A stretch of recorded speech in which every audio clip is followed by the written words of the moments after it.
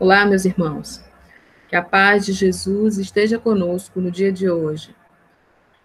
Nossa reflexão do Evangelho segundo o Espiritismo de hoje está no capítulo 19. A fé transporta montanhas. Nós vamos tecer aí algumas reflexões sobre o trecho bíblico e sobre os comentários de Allan Kardec, aí nesse capítulo direcionado para a reflexão da fé. Vamos projetar aqui o Evangelho para que a gente possa fazer a leitura.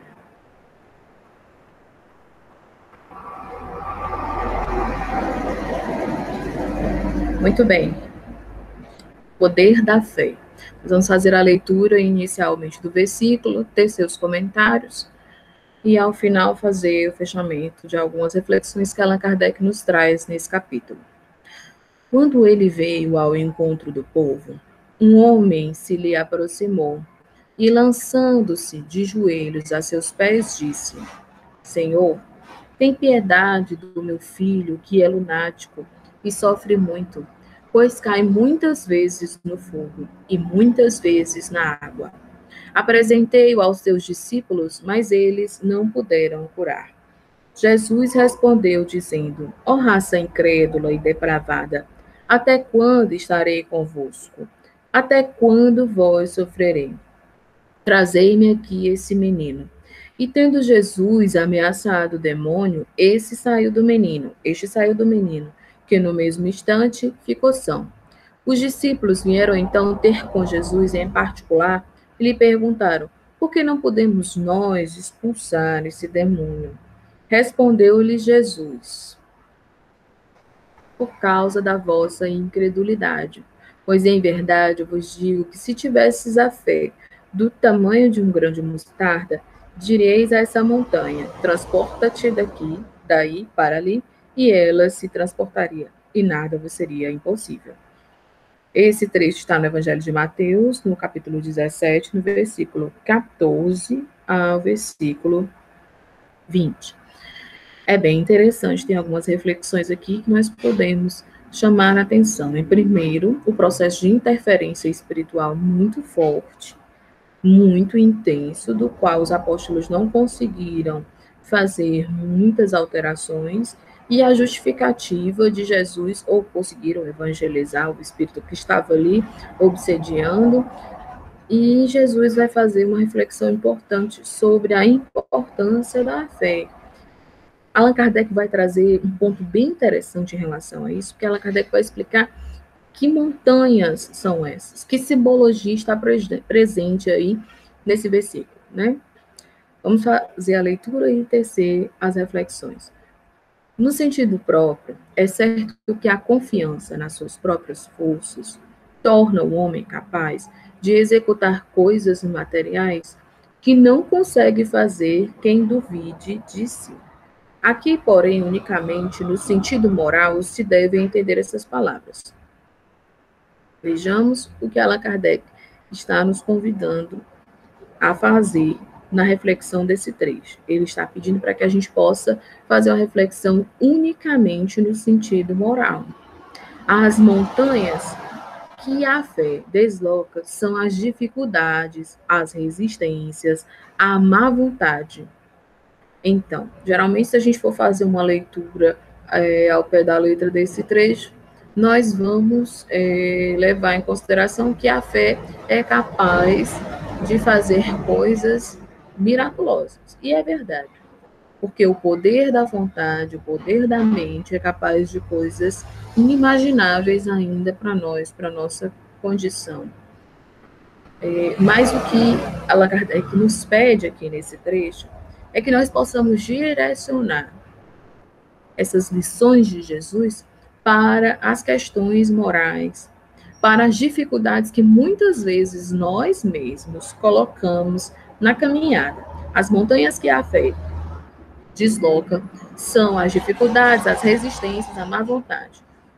O que se depara de parte dos homens, ainda quando se trate das melhores coisas. Ora, se nós fizermos uma análise trazendo isso para a atividade mediúnica, para aqueles que se prontificam a auxiliar os desencarnados, nós iremos ver que muitas vezes coisas que são simples não são possíveis, ou tratamentos de algumas entidades não são viáveis, justamente porque existe também a dificuldade dos próprios médicos, né? A gente também pode trazer isso para o nosso dia atual, para as nossas mediúnicas, para as reflexões em relação às nossas posturas individuais também.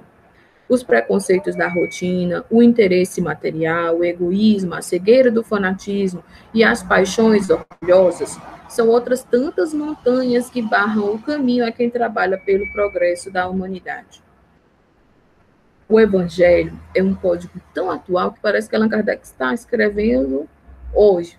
Os preconceitos da rotina, o interesse material, o egoísmo, não seria um retrato da nossa sociedade atual, que vive aí o excesso do materialismo, o excesso do egoísmo, as muitas dificuldades que nós temos enfrentado aí em relação aos distúrbios psicológicos, as doenças da alma, não se relacionam também, não são reflexos também disso?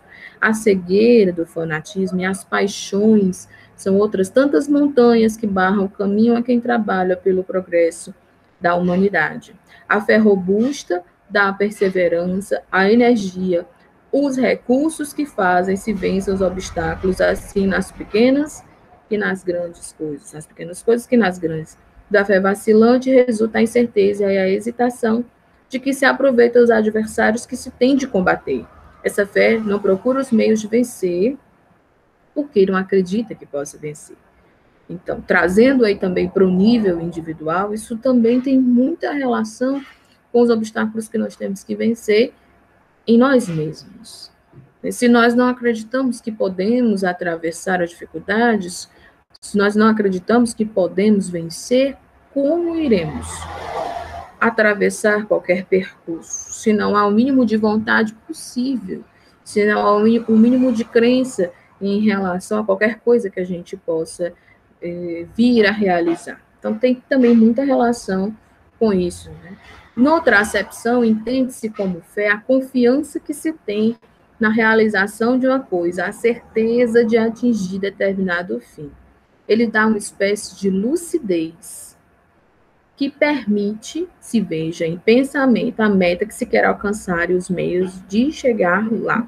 Ou seja, a fé dá uma lucidez, uma clareza em relação às dificuldades, de sorte que aquele que a possui caminha, por assim dizer, com absoluta segurança.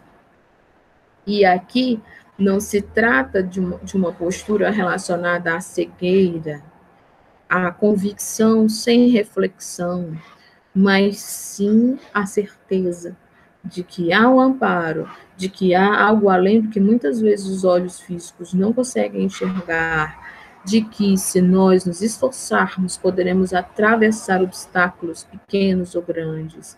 Então, tem a ver com isso, não é? A absoluta segurança e a certeza na caminhada, né? Num, como no outro caso, pode ela dar lugar a que se executem grandes coisas. Vamos seguir aqui adiante no texto. A fé sincera e verdadeira é sempre calma. Faculta a paciência que sabe esperar, porque tendo seu ponto de apoio na inteligência e na compreensão das coisas, tem a certeza de chegar ao objetivo visado. E aqui Allan Kardec puxa um pouco para a nossa reflexão à luz do Espiritismo, né?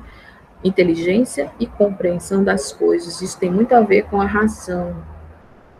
Esse estado que ele comenta aqui, da calma e da paciência, eu acredito que é algo que nós ainda precisamos muito trabalhar coletivamente. Isso também tem a ver com a nossa fé na vida, com a nossa fé nos ensinos de Jesus, com a nossa exemplificação desses ensinos, com a nossa certeza do amparo que não nos falta, da assistência, da espiritualidade, que nós que já conhecemos a doutrina espírita sabemos que é real. Então, essa fé sincera dá esses elementos que eu acredito que muitos de nós ainda precisamos conquistar como uma planta que ainda precisamos cultivar dentro do nosso coração e regar todos os dias para que ela possa crescer e possa frutificar. A fé vacilante sente a sua própria fraqueza, Quando a estimula o interesse, torna-se furibunda e julga suprir com a violência a força que lhe falece. A calma na luta é sempre o sinal de força e de confiança. A violência, ao contrário, denota fraqueza e dúvida de si mesmo. Olha que lição interessante e importante em tempos em que a violência é utilizada para resolver qualquer tipo de conflito, qualquer tipo de entrave. A violência, Allan Kardec está dizendo aqui, é como se fosse um sintoma da fraqueza, um sintoma da falta de confiança. Se eu não confio, se eu não tenho certeza, então eu preciso tomar medidas urgentes, medidas drásticas, medidas que não têm uma reflexão mais profunda. E aí ele vai apontar a violência como a falência da força, falência da fé, né? A força moral, vamos dizer assim. E aí vai citar a calma como um sinal importante. Então, também é uma reflexão que devemos trazer para as nossas vidas, né? Como andam os nossos níveis de calma na luta. A luta da vida, a luta do cotidiano, a luta que devemos enfrentar contra nós mesmos, contra as nossas dificuldades. Como anda a nossa calma nesse percurso? Afinal, não estamos sozinhos, o Cristo está no leme de tudo. Cumpre não confundir a fé com presunção. Nova lição. Aí ele chama para o equilíbrio. A verdadeira fé se conjuga à humildade. Aquele que a possui deposita mais confiança em Deus do que em si próprio. Por saber que simples instrumento da vontade divina, nada pode sem Deus. Nova lição importante, também que nos leva à meditação. Um barulho aqui. É bem interessante nós pensarmos como anda a nossa entrega a Deus, como anda a nossa confiança a Deus. A que ponto nós podemos dizer que a vontade de Deus já existe em nossas vidas, já habita em nosso coração. E a gente vai rememorar Paulo quando disse, já não sou eu que vive, mas o Cristo que vive em mim, porque ele já tinha essa plenitude de dizer, eu estou fazendo de forma completa a vontade de Deus. E nós sabemos que Paulo era um espírito que tinha ainda muitas questões a serem trabalhadas. As suas cartas vão nos dar nota disso, que haviam coisas que ele ainda precisava vencer. Mas naquele momento, mesmo com todas as limitações, ele estava a serviço do divino, da vontade divina. Então, será que ainda predomina a nossa vontade, a nossa pressa, a nossa agonia em querer resolver tudo à nossa maneira? E aí, como Allan Kardec bem disse, surge a violência e outras inquietações mais.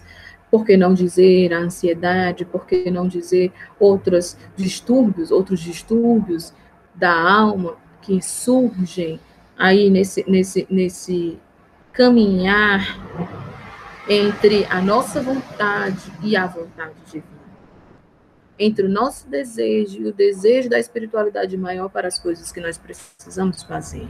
Por essa razão é que os bons espíritos lhe vêm em auxílio, da continuidade do texto, né? A presunção é menos fé do que o orgulho, e o orgulho é sempre castigado cedo ou tarde, pela decepção e pelos malogros que lhe são infligidos. O poder da fé se demonstra de modo direto e especial na ação magnética. E aí Allan Kardec lança novo conceito. Depois de fazer um panorama inicial da importância da fé, do que acontece com quem perde a fé, a falta de confiança, depois de convidar o equilíbrio, ele nos diz que a fé tem relação direta com o magnetismo. E aí nós podemos lembrar de um episódio muito interessante do Evangelho, que é a cura da mulher com fluxo de sangue, porque ela faz a movimentação dessa ação magnética através da fé. Jesus diz a ela, a tua fé te curou. ela movimenta o magnetismo, ela movimenta ali os fluidos salutares ao redor de Jesus e favorece a sua própria cura através da fé, através da vontade. O poder da fé se demonstra de modo direto e especial na ação magnética. Por seu intermédio, o homem atua sobre o fluido, o agente universal, né? O agente universal. Modifica-lhe as qualidades, lhe dá uma impulsão, por assim dizer, irresistível. Daí decorre que aquele que há um grande poder fluídico normal, junta ardente fé, pode, só pela força da sua vontade dirigida para o bem, operar esses singulares fenômenos de cura e outros tidos antigamente por prodígios, mas que não passam de efeitos de uma lei natural. Olha o que Allan Kardec está dizendo nesse parágrafo. Ele está explicando todas as curas que foram feitas, retirando o viés místico, o viés mágico das curas e trazendo para um nível racional, colocando a fé em um nível racional também nesse sentido. As curas foram feitas pela força daqueles que manipulavam o fluido, pela força moral também, porque isso tem a ver também com a questão moral do indivíduo, quando lá no início ele fala sobre a importância da confiança, e sobre a importância da postura dessas pessoas em relação à cura de outras pessoas, em relação ao tratamento dos desencarnados, né?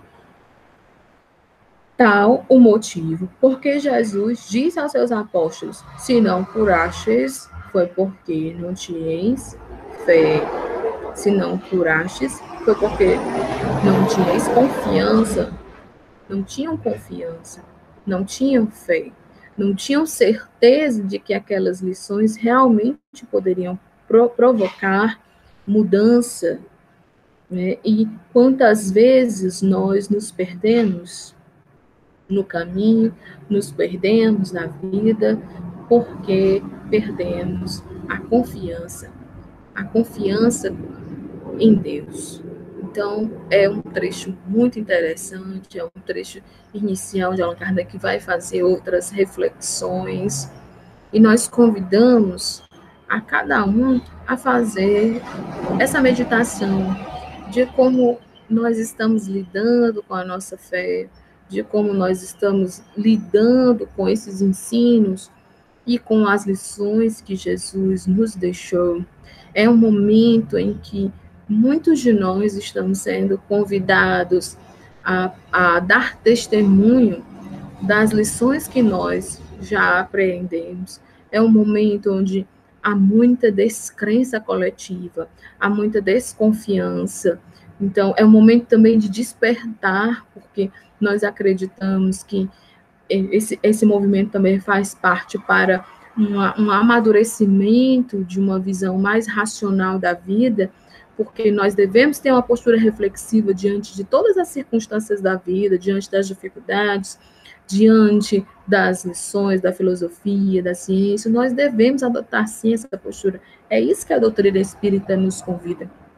Entretanto, nós sentimos que há um sentimento coletivo de desespero, de desesperança, de desconfiança, de descrença, que já é o extremo oposto. Então, diante de tudo isso, e diante dessa circunstância que ainda estamos vivendo de isolamento social em muitas cidades, o que estamos fazendo para edificar essa fé no nosso coração? Como anda a nossa relação com essa fé raciocinada que explica de forma tão simples como ocorre uma cura que para muitos parece um milagre, mas nada mais é do que o poder da vontade, o poder da consciência a serviço da vontade divina, a serviço de Deus. Então, que possamos fazer essa reflexão, e fica o convite para que cada um possa fazer a releitura desse trecho e buscar em si mesmo criar essas raízes dessa força moral, dessa coragem moral que vai nos dar caminho para começar a frutificar essa árvore da fé, da confiança em Deus. Muita paz a todos, um abraço, carinhoso, desculpem o barulho, é o local que eu estou aqui podendo fazer essa gravação. Que Jesus abençoe a cada um no seu lar e que possamos ter a certeza do amparo constante da presença dele em nossas vidas. Muita paz.